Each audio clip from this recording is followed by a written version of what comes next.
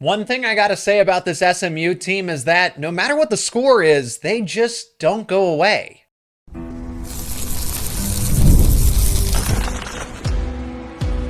You are Locked On Nittany Lions, your daily podcast on the Penn State Nittany Lions. Part of the Locked On Podcast Network, your team every day. And as always, thanks so much for making Locked On Nittany Lions your first listen and watch every single day. My name is Zach Seyko. I'm your host of the show. Today's episode is brought to you by FanDuel. You can keep the action going with a big return on FanDuel. New customers can place just a $5 bet, and you will get started with $150 in bonus bets if you win your first $5 bet. Just visit FanDuel.com to get started. First impressions on this SMU team. If there's something that stands out about the Mustangs, let me know down in the comments section. I mean, there's a lot about this SMU team. They do not go away. No matter what the score is, they are never out of a ball game. So that's where I'll begin. Overall thoughts, talk about Kevin Jennings, that elite run defense. That could be an issue for Penn State, and how the Nittany Lions match up against SMU. So first things first, this team, whether it's Rhett Lashlee, the head coach, is able to motivate them.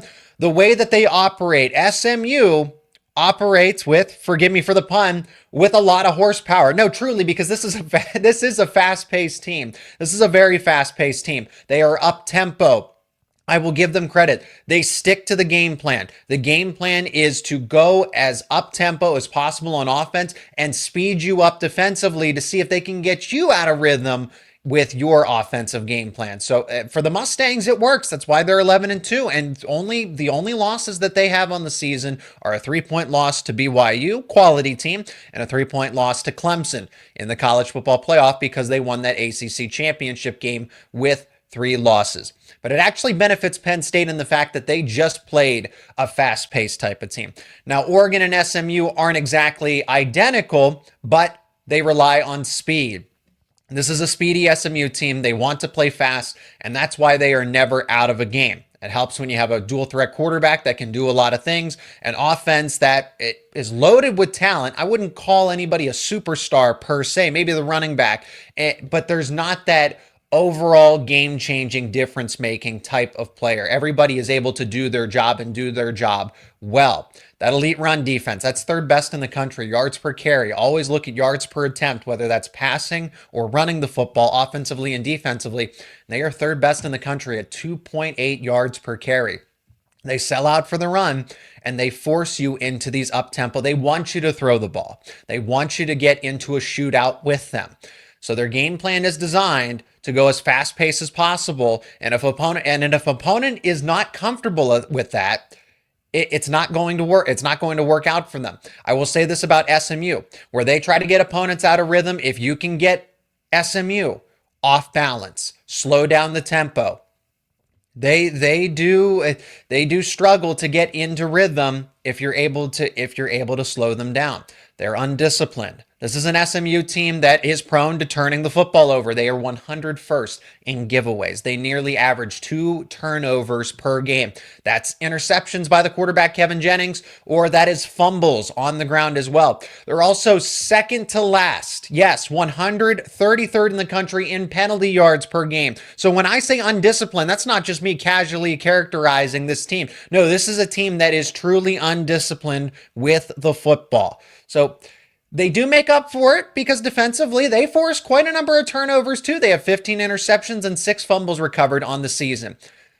So you're going to get a fairly exciting game one way or another when you play SMU, and I don't think the case is any different here with Penn State.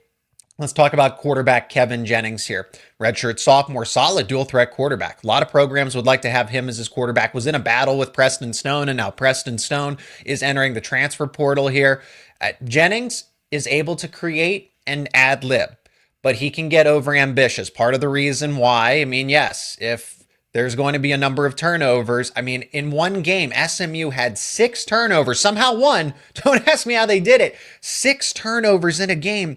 Kevin Jennings had 4 fumbles against Duke and 2 interceptions to go along with it. So overambitious might be an understatement at points in times, but where he makes up for it, he keeps them in games because he is not one-dimensional. He can make just about any throw that you ask him to. He has the arm strength to do it.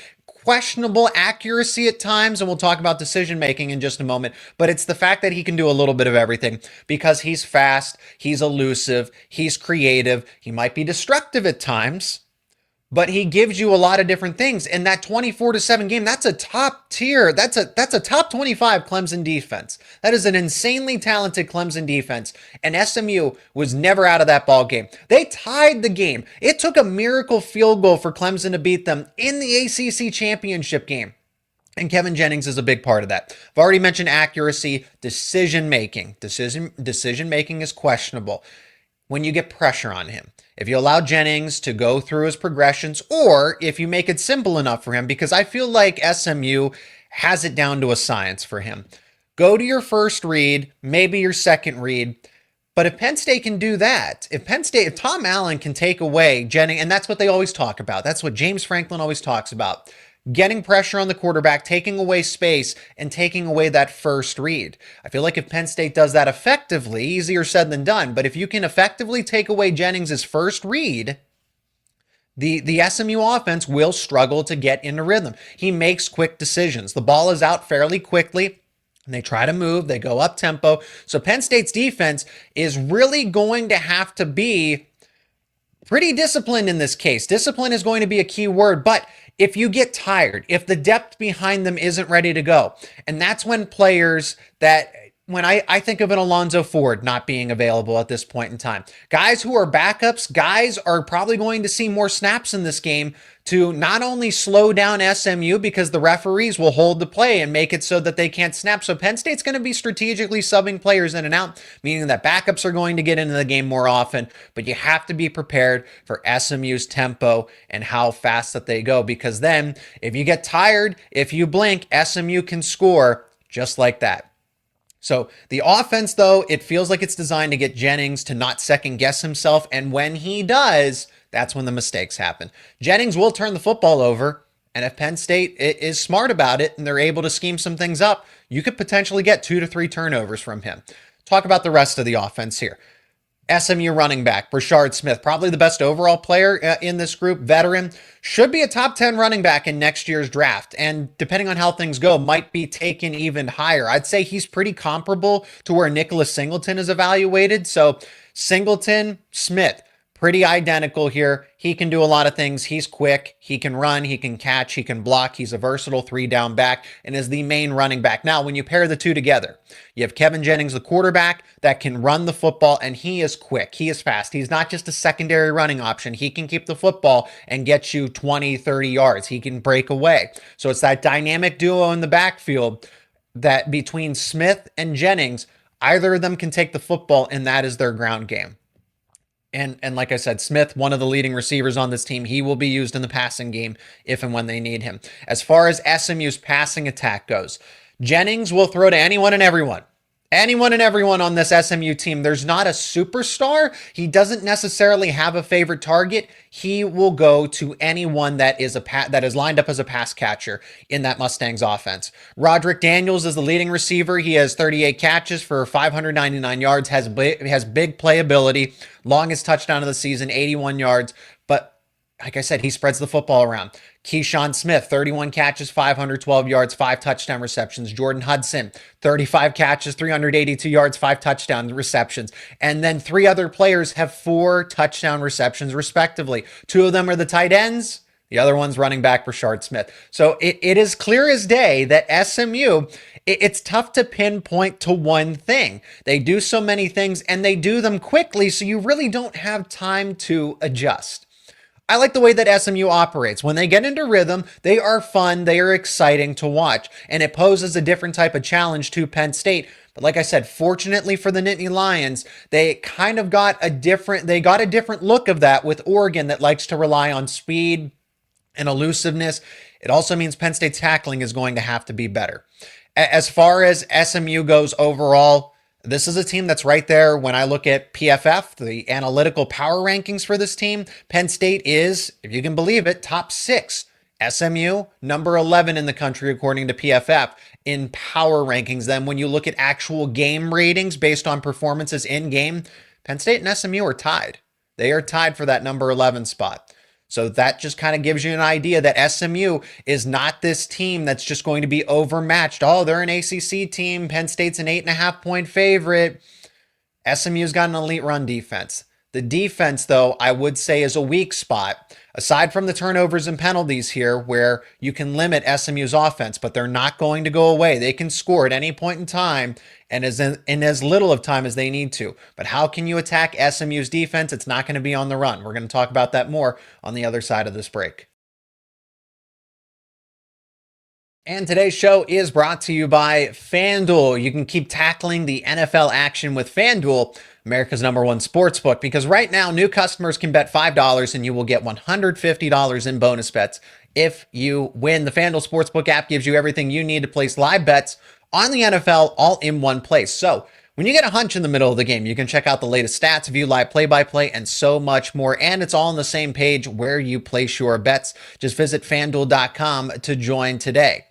And if you look over at FanDuel.com, you can see the lines for Penn State and SMU in this first round of the college football playoff. Penn State is an 8.5-point favorite, minus 315 on the money line. If you're thinking SMU, plus 250, the totals is set at 53.5. If you like those lines, just visit FanDuel.com. And remember, you will get started with $150 in bonus bets if you win your first $5 bet. That is FanDuel.com. Never waste a hunch. Make every moment more with FanDuel, an official sportsbook partner of the NFL.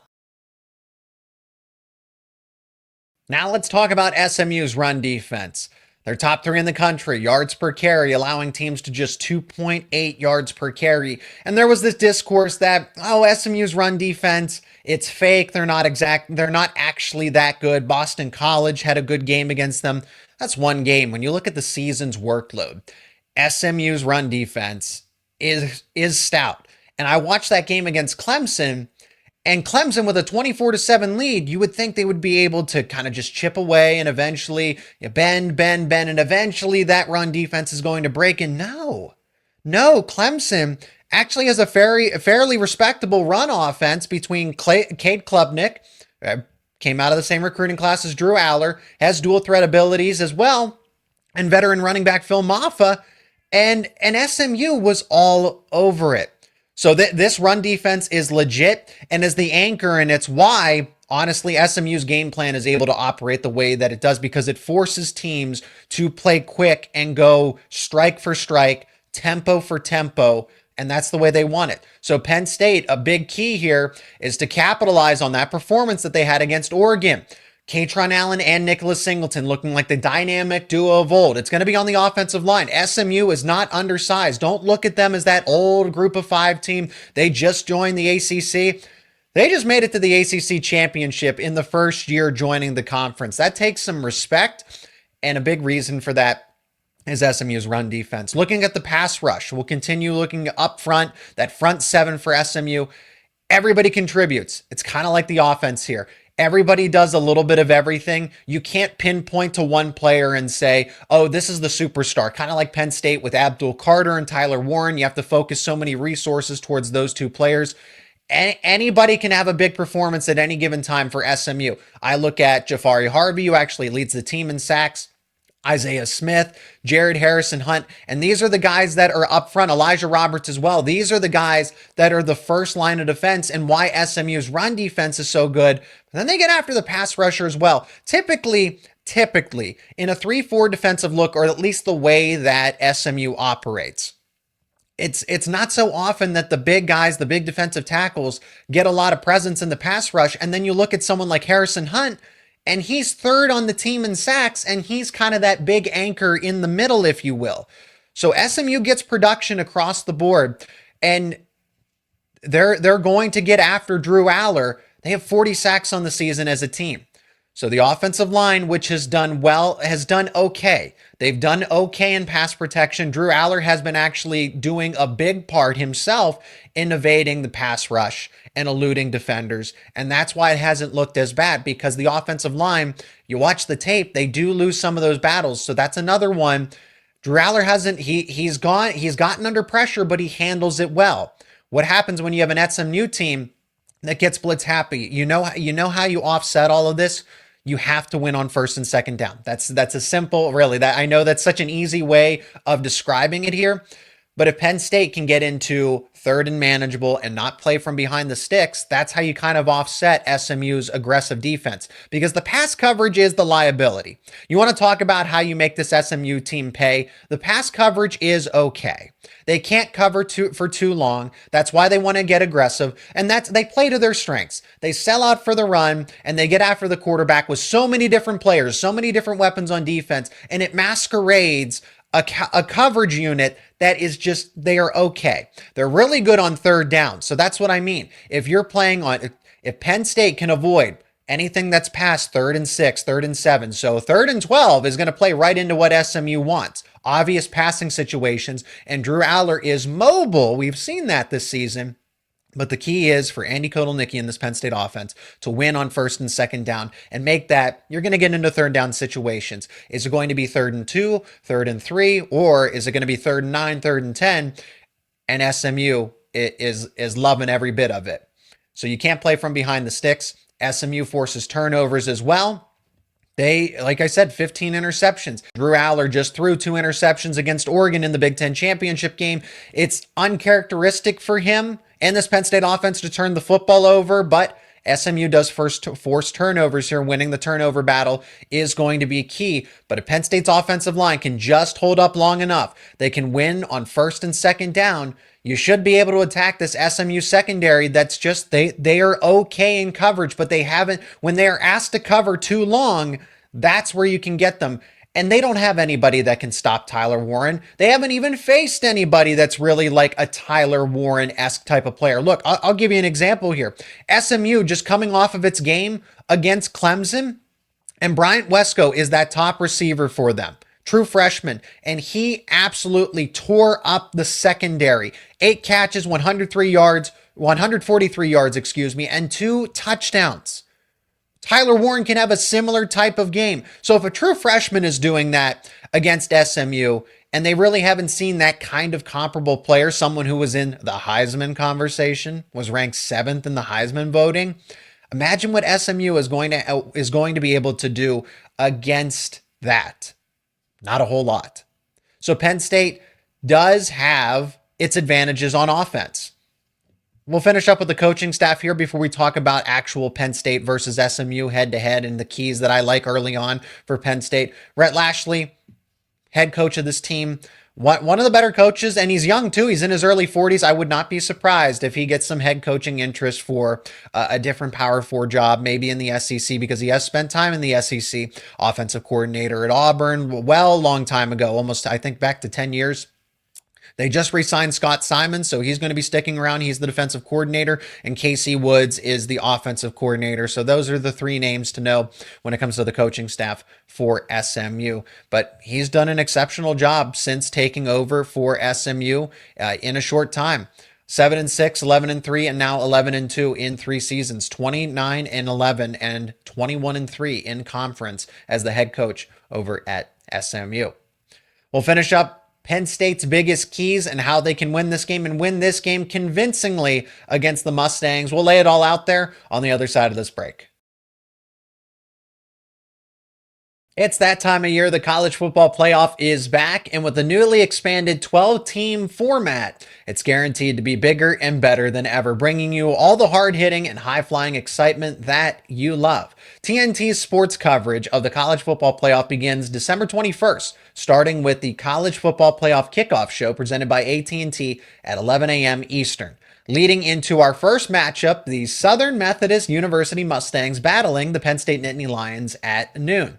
Then the Clemson Tigers look to upset the Texas Longhorns in a showdown at 4 p.m. Eastern. Don't miss a moment of the action. Watch the College Football Playoff presented by Allstate live on TNT, True TV, TBS, and Max.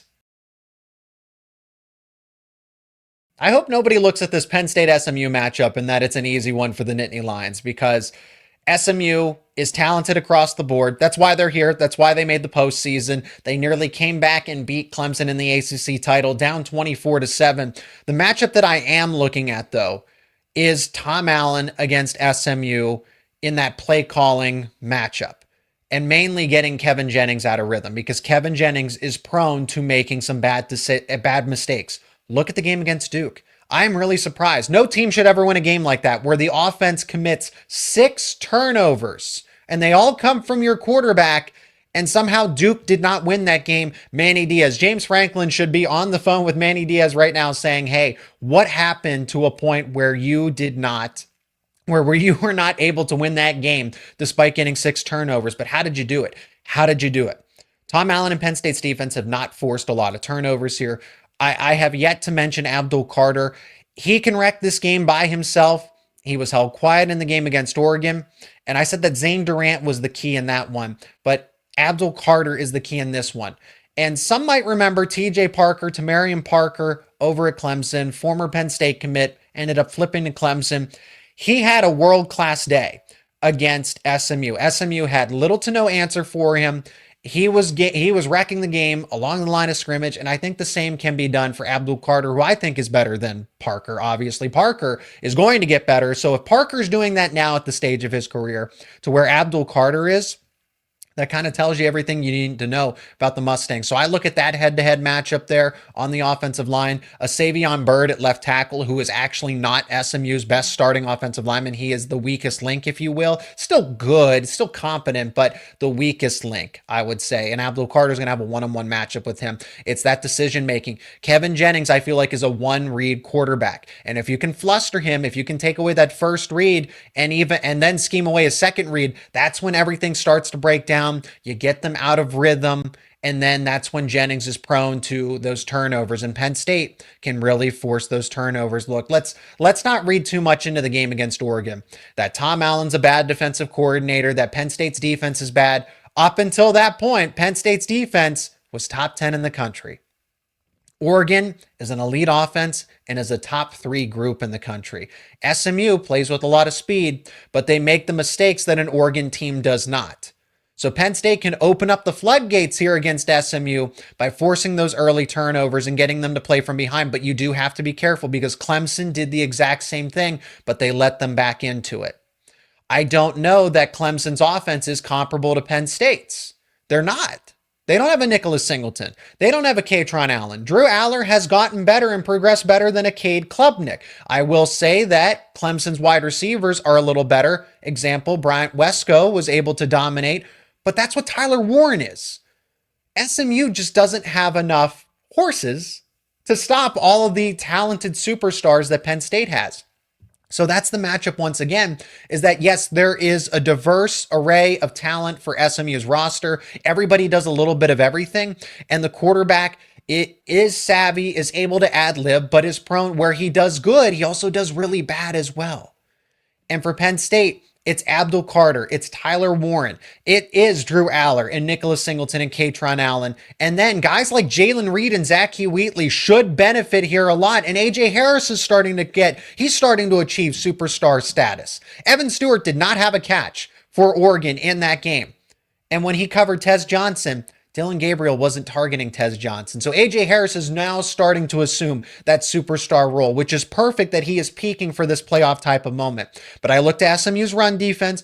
Again, Penn State cannot afford to play in 3rd and long because then that goes right into what the Mustangs want to do.